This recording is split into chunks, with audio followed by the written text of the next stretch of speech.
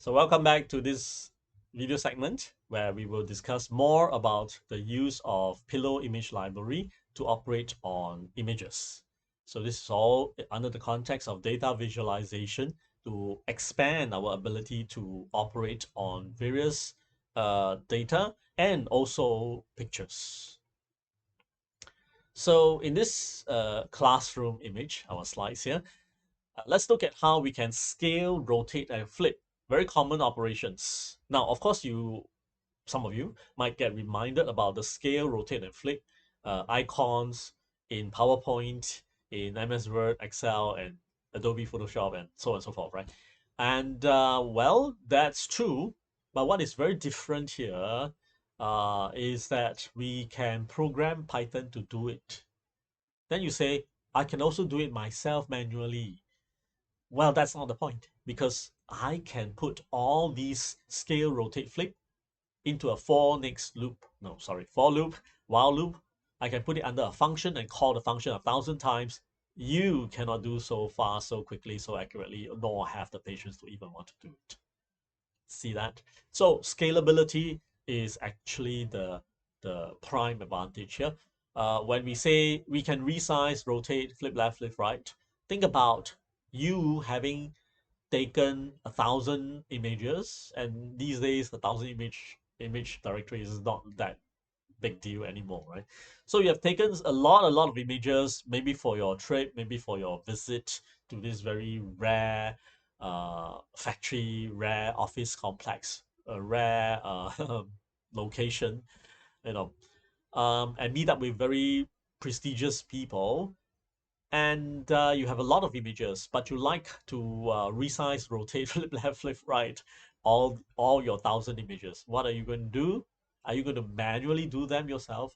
That's what I'm asking. Which one is easier? Which one is better? So do remember in the previous video segment, we already learned how to load in the picture, how to show it, and how to save it, right?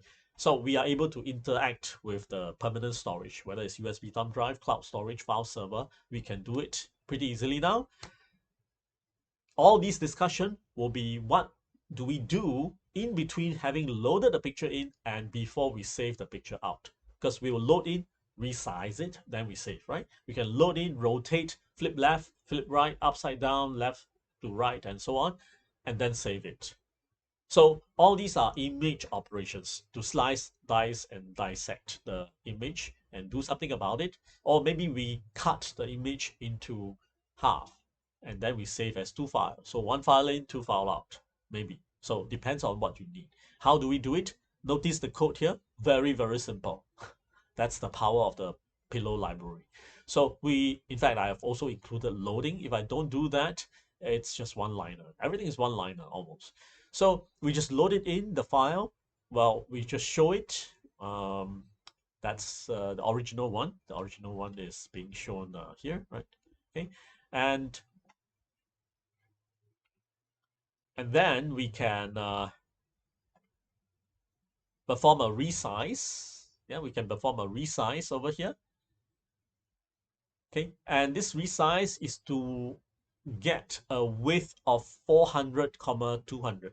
So a width, remember why width? It's always width. So don't ask, right? It's always width, height. This is what your takeaway. In terms of dimension, it's always width, height. In terms of location, it's always x, y. So pretty consistent. Now, I want to stress this double parenthesis here, okay? See that? If you put only one parenthesis, it's not correct, and it has to be two. So how do we understand this? Well, it's the first the outermost bracket. It's understood, right? Because it's function call. So we need to supply input data, and there is one piece of input data. It's called a tuple. Remember, a tuple is a manifest tuple is typed in by having a bracket. So is it confusing? No, because the internal bracket is not a function call. A function call has to have a name, then you have bracket, right? So it's a standalone bracket. So Python is very clear, and we are very clear that we are specifying a manifest tuple. That means when we type in, it's clear cut that it is a tuple. of two integers. Width is 400. How do we know it's width? Because it's always width comma height. Width is 400, height is 200 pixels. Okay, so resize the entire picture. I don't care whether it's 18 megabytes large or 8 megabytes large. Resize it, or 8 kilobytes, tiny little picture, but enlarge it. Of course, it's going to be pixelated, but maybe that's what we want. So resize it and then show. So we see this here, and I purposely alter the aspect ratio. Okay, so the original one may be 4:3, but right now I'm saying 2:1, right? So two versus one, 2 units on the width to 1 unit on the height. So it's going to be 2 squares basically, and it's slightly elongated, and we do see the effect. Next up is rotate. Okay, rotate by 15 degrees, thankfully. So I put in here degrees because we are more familiar with 45 degrees is, halfway, 90 degrees and 30 degrees. So rotate by 15 degrees. It's always counterclockwise, following standard mathematical convention. It is always having the center of rotation is always in the middle. Okay, thankfully, because if it's based on the top left corner, it will be swung off screen, right? So it doesn't make sense. So it's always in the middle, and the sense of rotation is always counterclockwise, where the horizon, the 0 degrees is the 3 o'clock line here from the middle. This is all from graphs and charts in high school mathematics. So it's just following that convention. It could have followed any convention because it is up to the pillow programmer to set. But thankfully, it's all following standard mathematical convention. So it's nice. Any textbooks talking about graphs and charts in secondary high school level will talk about this. So it's quite easy to get documentation. Okay, so 15 degrees shows this. Depending on what you want to do, this is what we want. And maybe you want to, after that, perform a crop to, squeeze out the black colors. And then we show. And next, we want to talk about flipping. Flipping, we can do top-bottom flipping. So flip upside down. This is what we are talking about, without changing the size nor rotation. And then we flip left to right. So just now the guy was on the black guy, the one with black t-shirt is on the left. Now it is on the right. So left to right.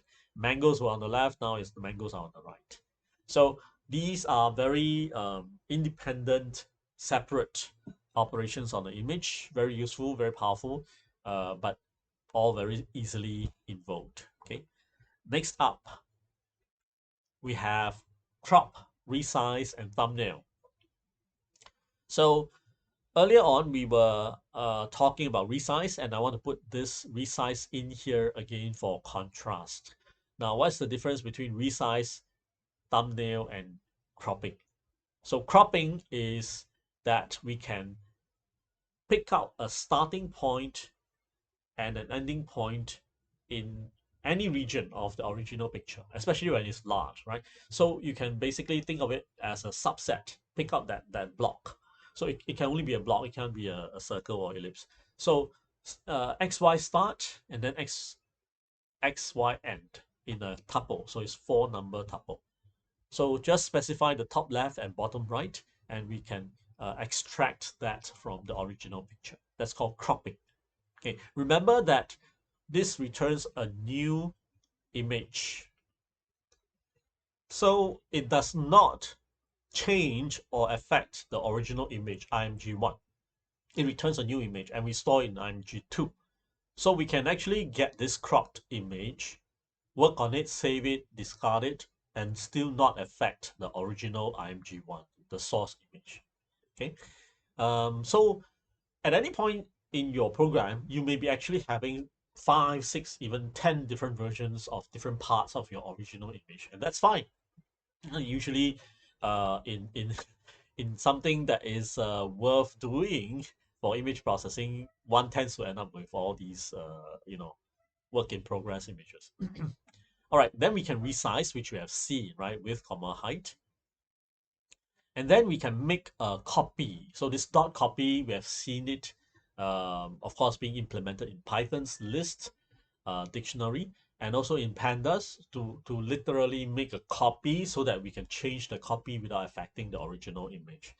Now, thumbnail is one such I won't say weird function, but out of the blue function that directly modifies the original image. So we cannot afford to say img1.thumbnail because then we'll lose the original image. Although we can dot open and read back from file again, um, kind of a good practice guideline suggests that we try not to read as unnecessarily from the same file again. All right, because you remember that files are subject to archiving, removal, deletions independently from the program by human beings. So you never know. The first time you might read in, the second time you might fail because the user somehow decided to delete it in between. Okay, so when we try to do dot thumbnail, we need to make a copy first, and thumbnail will kind of I will try to actively avoid the word resize.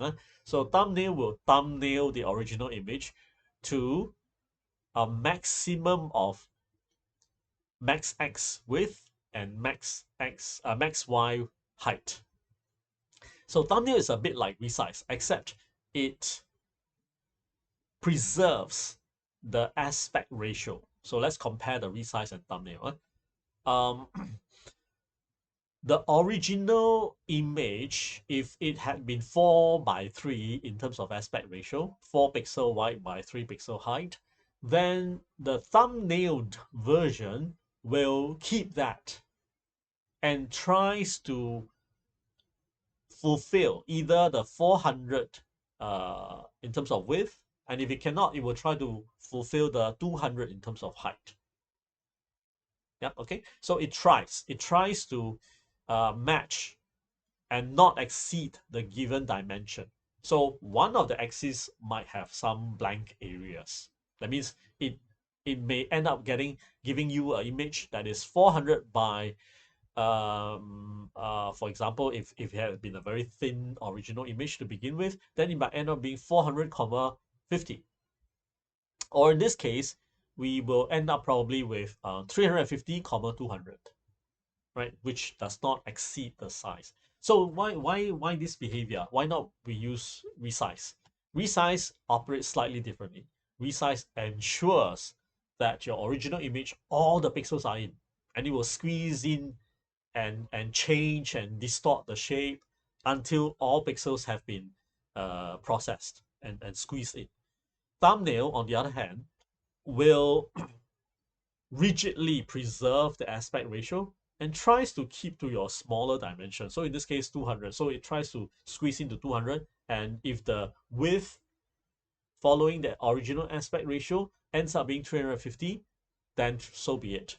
Right. So you may have to check the thumbnailed dimension again by using the dot size to be certain of the actual size. But for resize, confirm that the image will be exactly 400, 200.